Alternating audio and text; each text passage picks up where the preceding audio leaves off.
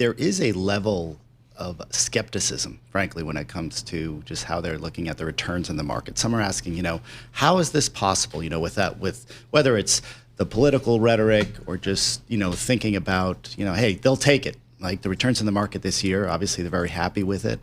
But when it comes to portfolio management and creating a diversified portfolio, that's what they're really interested. Why is this, what is this part of the portfolio? How is it helping things? Whether it's owning precious metals, whether it's invested in alternatives, how do we balance out fixed income and equities, especially given the run we've had in equities this year? That's what they're talking about as it comes to investments. So is this a time to rebalance, maybe given some of the moves in the stock market over the last several years? I do think it is. And, it's something that we do regularly, once a year, sometimes twice a year, depending on the moves. But you want to be opportunistic. So you think about the returns we've had in just the bond market as well, right? So is it a time to adjust the duration of the portfolio? And we've also even had a move in things like precious metals. Given the weakness of the dollar, is the dollar expected to continue to be weak? You're looking to rebalance things across the board. And also, when there's illiquid exposure in the portfolio, when is that expected to become more liquid? May there be distributions from your alternative portfolio? Those are the kind of things we look at. It's a lot of that cash flow planning as well, especially when it comes to retirees.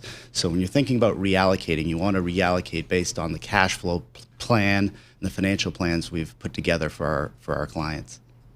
It was interesting, the things you say you're talking to your clients about. I would think people are talking to their clients about regardless of their net worth, right? I mean, it's still the same questions, the same concerns. How is it different? I'm sure you've worked with all sorts of folks over the years in your career. How is it different the way these high net worth individuals approach the market versus others?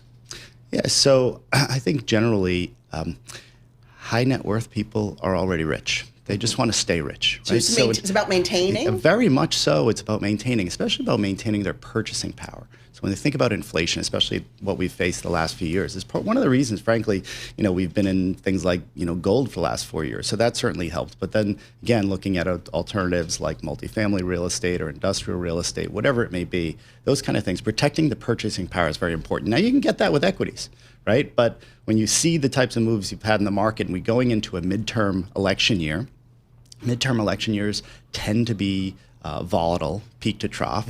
And so having some defensive position in the equity market, I think, makes sense. So if you're underweight defensives going into 2026, perhaps it's time to allocate a little bit more and then to trim, even if it means, paying taxes, which high net worth clients don't like to do. I thought that was the main difference is we don't want to pay taxes. But there's a lot of there's a lot of tax planning you can do, tax loss selling and the like. But generally, if clients, if you're very transparent with it, if you plan ahead, if you're really walking them through that picture, they tend to take that in stride. They just understand, obviously, paying taxes is a high grade problem at the end of the day. They just don't like surprises.